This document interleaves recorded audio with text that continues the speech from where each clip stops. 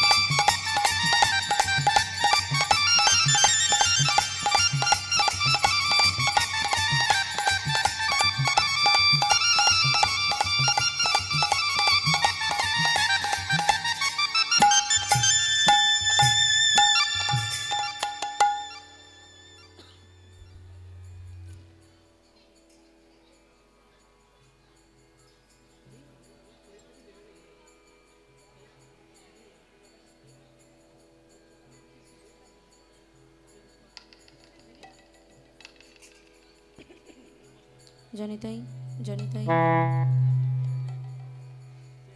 जनिताई जय राधेश्याम जय राधे जनिताई जनिताई जय राधेश्याम जय राधे जय राधे जनिताई जनिताई जय राधेश्याम जय राधेश्याम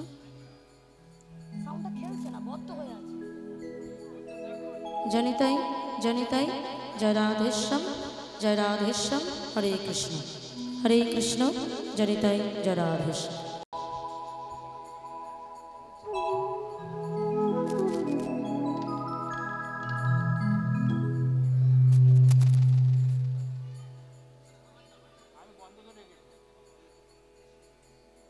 जनिताई जय राधेश्याम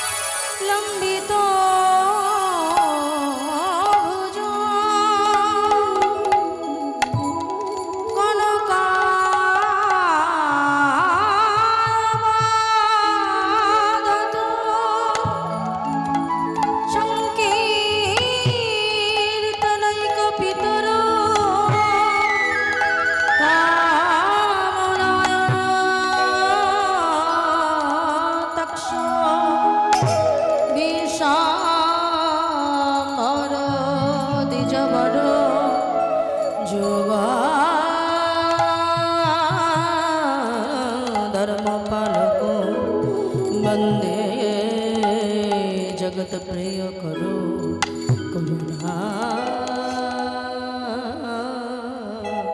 अवतार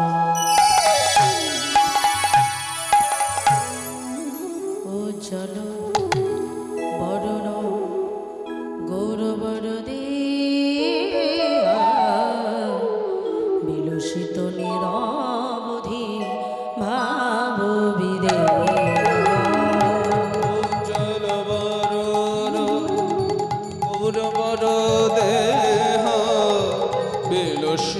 निरवधि भाव विदे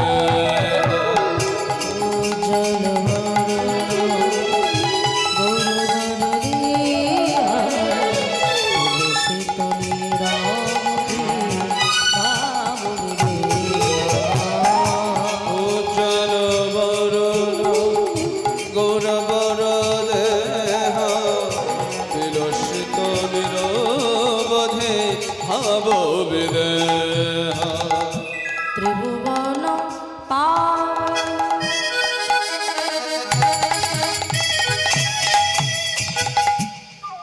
कृपायुलेश त्रिभुवन पावन कृपायुलेश त्रिभुवन पावन कृपायुलेश त्रिभुवन पावन कृपायुलेश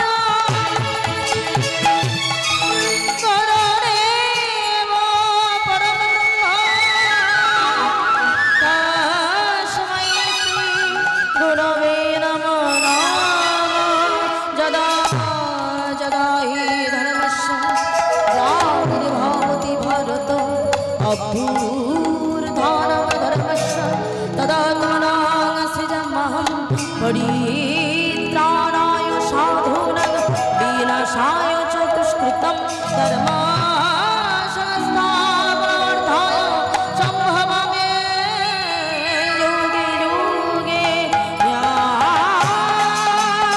देवी सर्वभूतेषु शक्तिरूपेण संस्थिता नमः तस्मै नमो नमः या देवी सर्वभूतेषु पुत्रीरूपेण संस्थिता नमः तस्मै नमः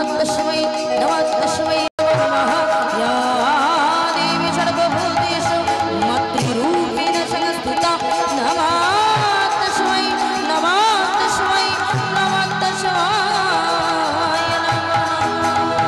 जयन्ती मंगलकाले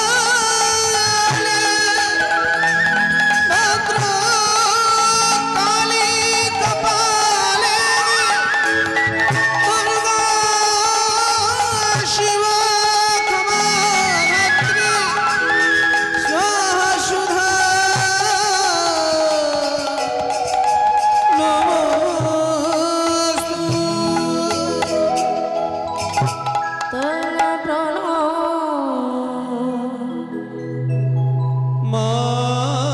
मामे च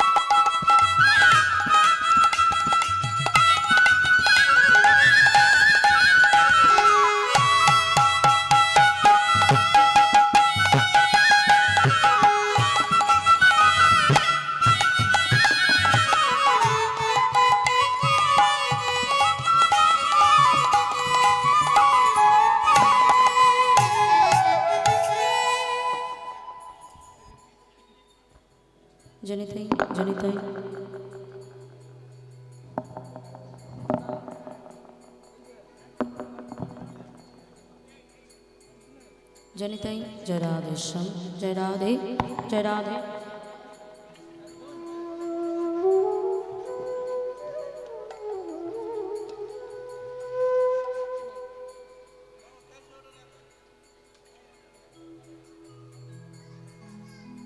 जनिताई जय राधे श्याम हरे कृष्ण हरे कृष्ण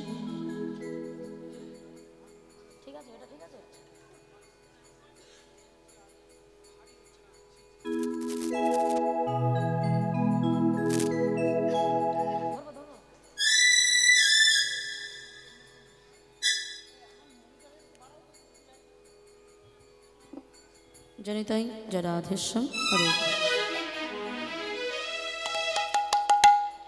जनिताई जय राधे श्याम हरे कृष्ण हरे कृष्ण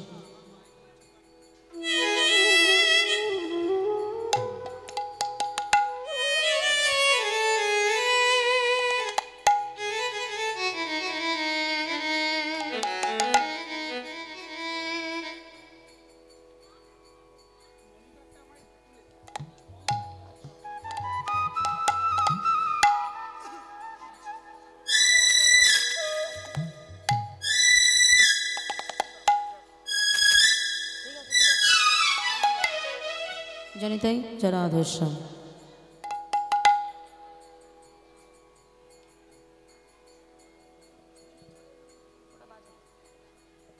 জনিতাই জরাধেশ্বম হরে কৃষ্ণ কলি ঘোর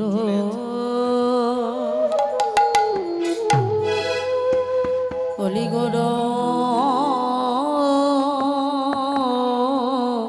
তিমি রে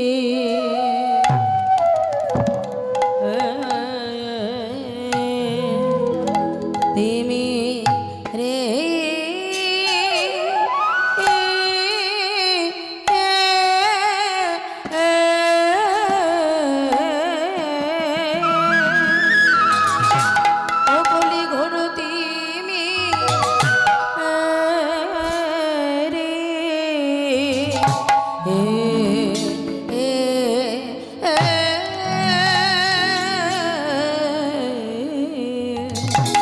কলিঘটতিমের গোড়াশিল জগ জানে আহামরি মরি ভাবনিধি গৌর হরি কলিঘর কলিঘর তিমি রে তিমি রে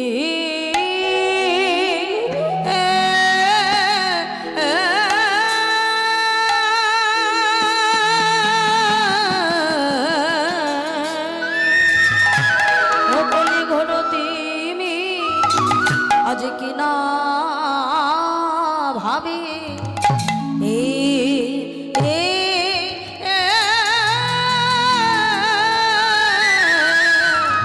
না ভাবি ও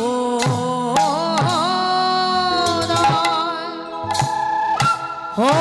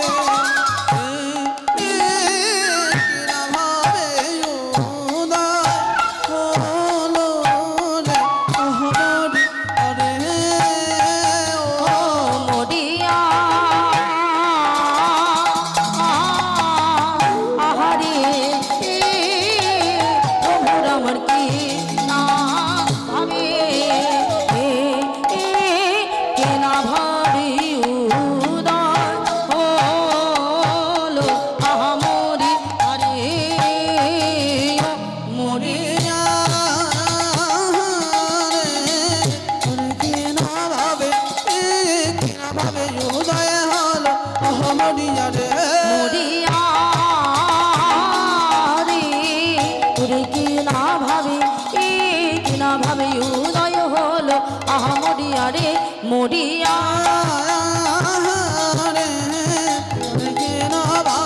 রে কিনা ভাবে উদয় হলো মরিয়া রে মরিয়া হরি বল হরি বল হরি বল ভাবে কিনা ভাবে উদয় হলো কলি ঘর তিমি রে আরে গোড়াশিল জগ জনে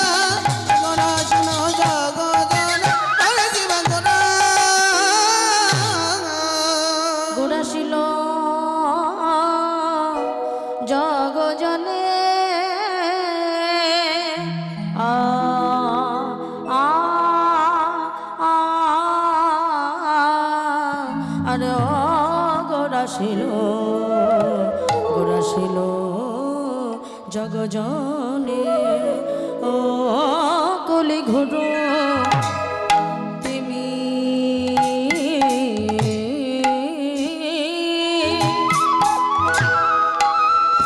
কলি ঘোর তিমি রে আমার গোরা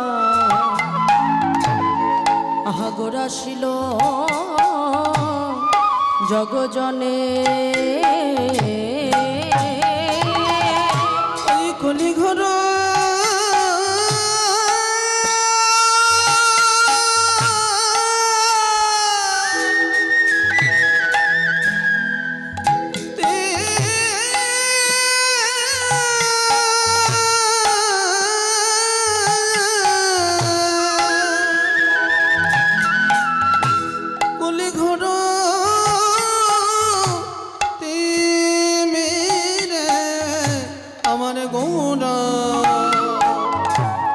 আমার গড়া ছিল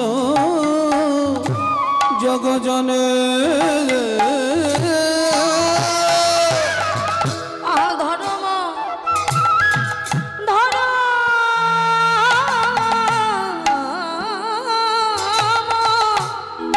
ধর্ম করম রহ আহা করম রহ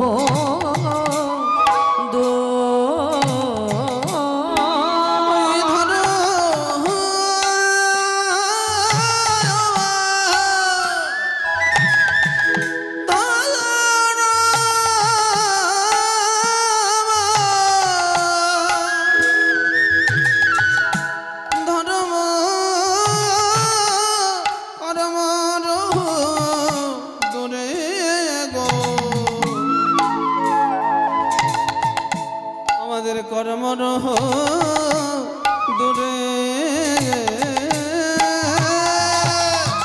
দূরে গেল রে দূরে গেল রে দূরে গেল রে দূরে গেল রে ধর্ম করম সব দূরে গেল রে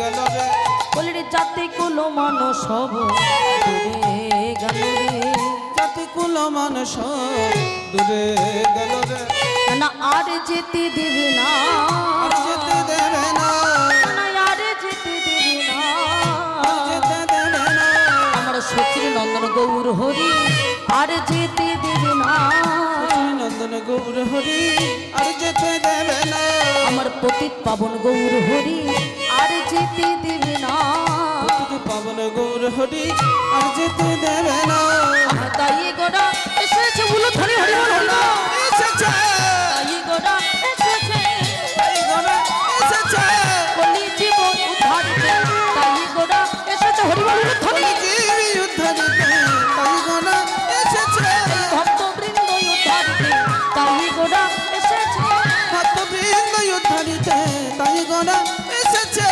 আনন্দের মূর্তি আনন্দের মূর্তি আনন্দের মূর্তি আনন্দের মূর্তি রাধা কৃষ্ণ একাকৃতি আনন্দের মূর্তি কৃষ্ণের উলুধ্বনি হরি বল হরি বল মূর্তি তাই গোড়া নাচে রে তাই গোড়া নাচে রে তাই গোড়া নাচে রে তাই গোড়া নাচে রে হেমে দণ্ড বাহু তুলে তাই গোড়া নাচে রে হিমদন্ত বাহু তুলে তাই গোড়া নাচে রে পারিবারিক সদ সঙ্গে লড়ে তাই গোড়া নাচে রে আর শতগণ সঙ্গে লড়ে তাই গোড়া নাচে রে আনন্দের মূর্তি আনন্দের মূর্তি আনন্দের মূর্তি আনন্দের মূর্তি রাধা কৃষ্ণ একাকৃতি আনন্দের মূর্তি উলুধ্বনি হরি বল হরি বল প্রকৃতি আনন্দের মূর্তি তাই গোড়া নাচে রে তাই গোড়া নাচে রে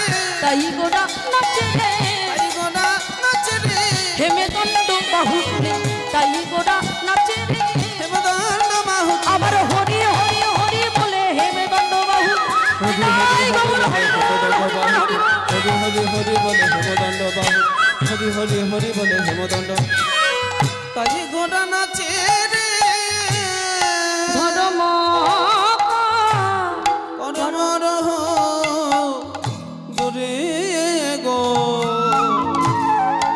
পাপীদের কর্মরহ দূরে।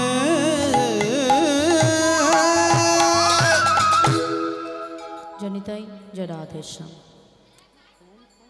হে আমার গৌরহরির কীর্তন ভক্ত সুধীজন, আপনাদের শ্রীচরণ আশ্রয় করিয়া এবং আমি আমার মায়া সারথিদাসী মণ্ডলের কাছ থেকে যতটুকু শিখতে পেরেছি ঠিক ততটুকুই আপনাদের সামনে আজকে একটু কৃষ্ণ কথা হরি কথা বলবো বলে এই হরিবাসরে উপনীত হয়েছি। বাবা, যদি কোনো ভুল ত্রুটি হয় আপনাদের ঘরের সন্তান মনে করি আপনাদের চরণ স্থান দেবেন। যদি কোনো ভুল ত্রুটি হয় ক্ষমা করবেন। তবে বাবা, যে ভগবানের লীলা কথা বলবার জন্য আজ আমরা এই হরিবাসরে উপনীত হয়েছি, একটা কথা মনে রাখবেন বাবা, এই যে হরিবাসরে আমরা উপনীত হয়েছি, আমি বললাম কি যে মামার যদি কোনো ভুল ত্রুটি হয় আপনারা ক্ষমা করবেন। ভুল ত্রুটি হবে কি মা? ভুল তো হবেই, কারণ যার কথা বলবার জন্য আমি এখানে এসেছি বা আপনারা ছুটে এসেছেন তিনি ওই সাধারণ কোনো মানুষের মতো একটা দুটো জায়গার পণ্ডিত নয় মা। যিনি বিশ্ব ব্রহ্মাণ্ডে জুড়ে যার মহিমা রয়েছে, বিশ্ব ব্রহ্মাণ্ডের যিনি মালিক। আচ্ছা বলুন তো মা, আমি এক মুখে একটা তুচ্ছ জীব হয়ে কতটুকুই বা তার লীলা কথা বর্ণনা করতে পারবো?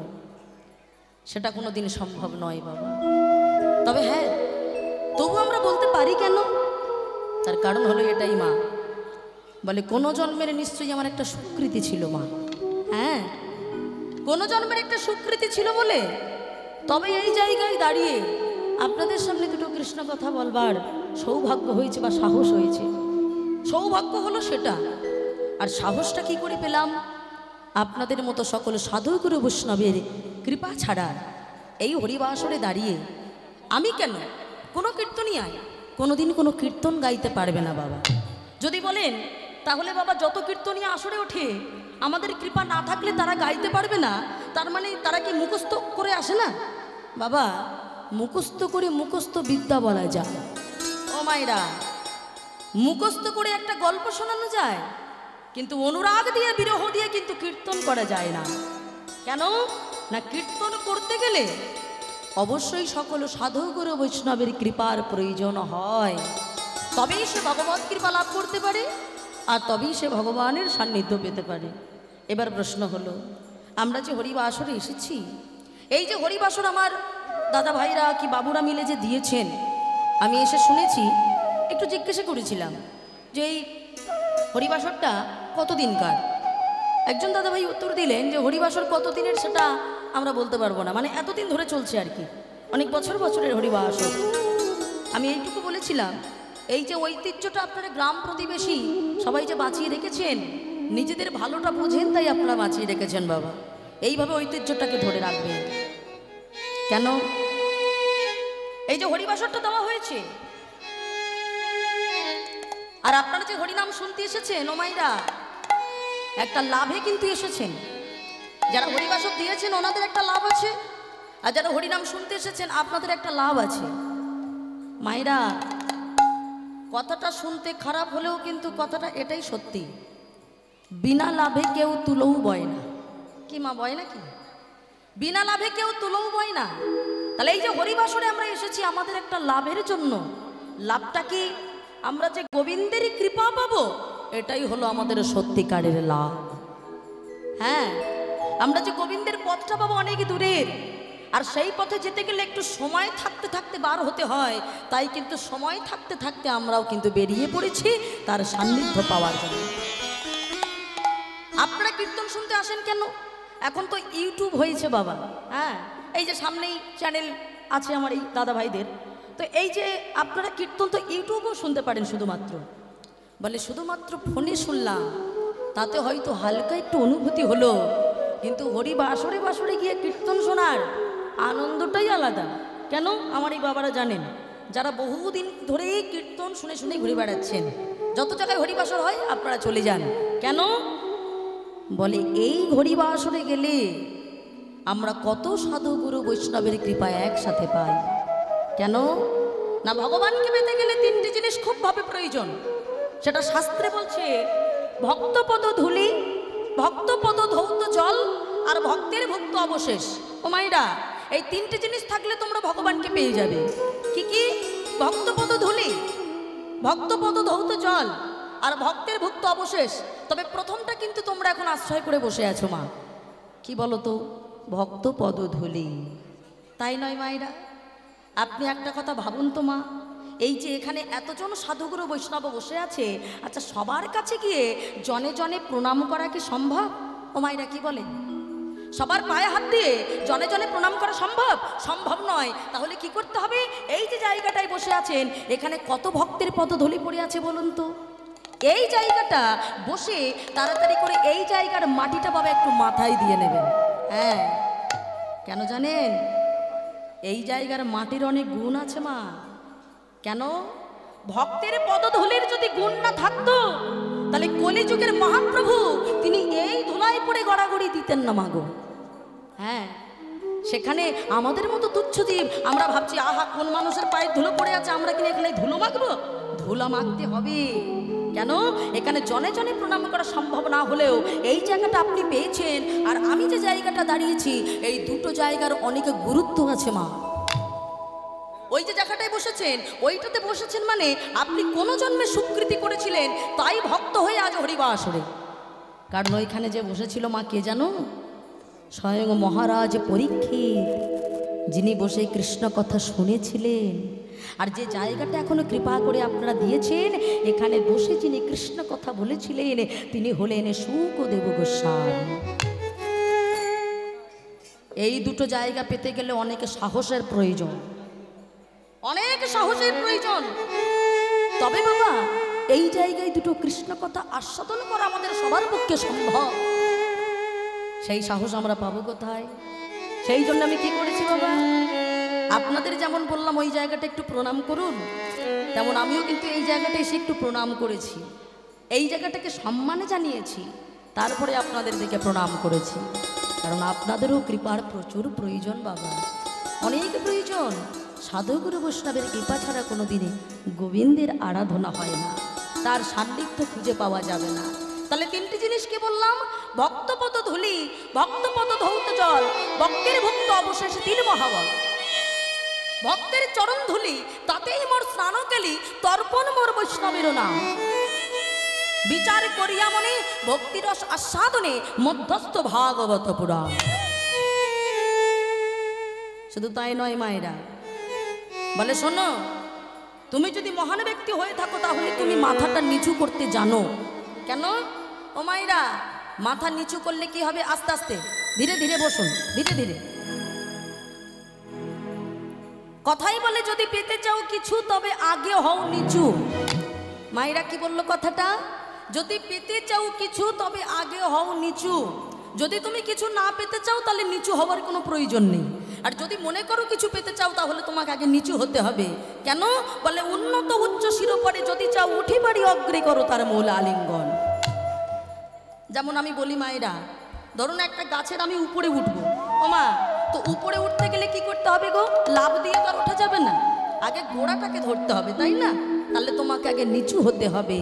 একটা কথা মনে রেখো বাবা, যারা মহান ব্যক্তি তারা মাথা নিচু করতে জানে। কে মাথা নিচু করে বলো তো মা? বাস্তব জগৎ দিয়ে বোঝাই। আচ্ছা বলো তো মা, কলসি বড় না গ্লাস বড়? হ্যাঁ বলো মা, কলসি বড় না গ্লাস বড়? কলসি বড়, তাই তো? আচ্ছা এইবার বলো, কলসি থেকে যখন আমরা গ্লাসে জলটা ঢালি তখন বলো তো কে মাথা নিচু করে? হ্যাঁ, গ্লাস? কলসি? কলসি মাথা নিচু করবে, তাই তো বাবা? কলসি মাথা নিচু করলে গ্লাসে জল পড়বে না, না নিচু করলে? তাহলে কলসি মাথা নিচু করে, অথচ ও কিন্তু বড়। যে বড় সে মাথা নিচু করতে জানে। আরো বলি, ও মাইরা, ধান গাছ দেখেছো? ধান গাছ যেখানে চাষ হয় আর কি, তোমাদের দিকে হয় কিনা জানি না।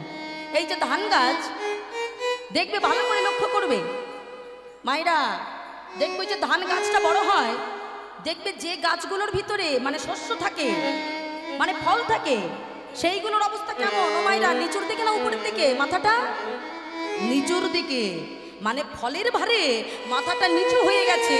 আর যেগুলো আখড়া ছিটে, যার ভিতরে কোনো শস্য নেই, চাল নেই, সেগুলোর মাথা কোন দিকে? উপরের দিকে। কেন? কারণ ওর কোনো ফল নেই, ও মাথা নিচু করতে জানে না বাবা। আরো বলি, ও মায়েরা তীর ধনুক দেখেছো? তীর ধনুক, এই যে দেখবেন ধনুক দ্বারা যে তীরটাকে চালনা করা হয়, ধরুন তীরটা আমি সামনের দিকে পাঠাবো, তো তীর সামনে পাঠাতে গেলে কি করতে হবে মায়েরা?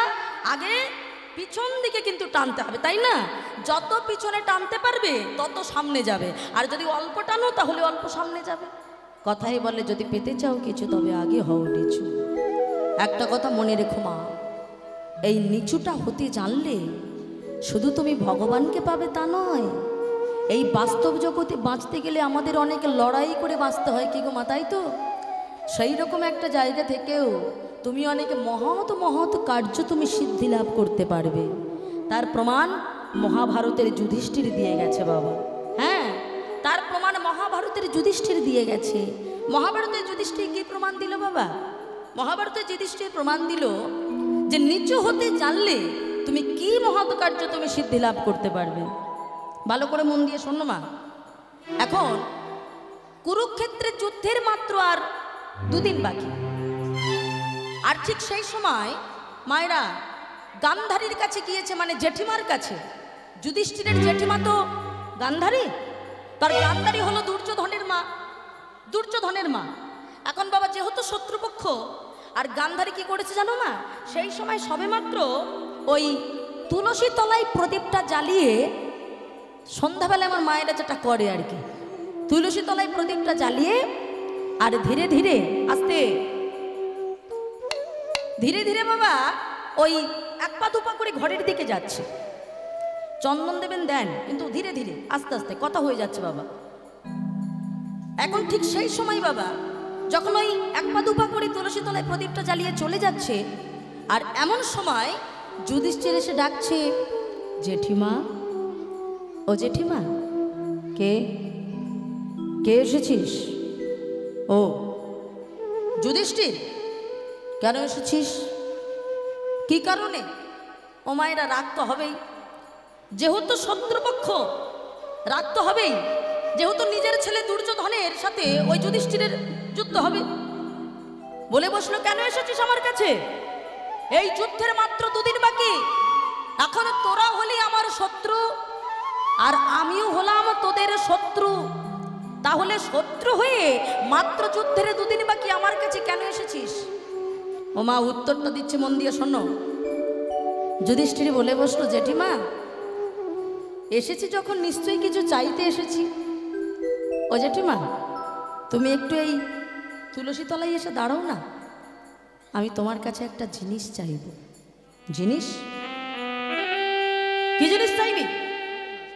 ও, আমি বুঝতে পেরেছি, যুদ্ধের তো আর মাত্র 2 দিন বাকি, তোদের পক্ষে ওই চতুরের চূড়ামণি কৃষ্ণ আছে, আর তাই মনে হয় ওই চতুরের চূড়ামণি কৃষ্ণ আছে বলেই মনে হয় তোকে বুদ্ধি করে শিখিয়ে আমার কাছে পাঠিয়েছে যে আমার যেসব রাজৈশ্বর্য, যত রাজ সিংহাসন, সেগুলো সব আগে থাকতে চেয়ে নিতে এসেছিস, তাই তো?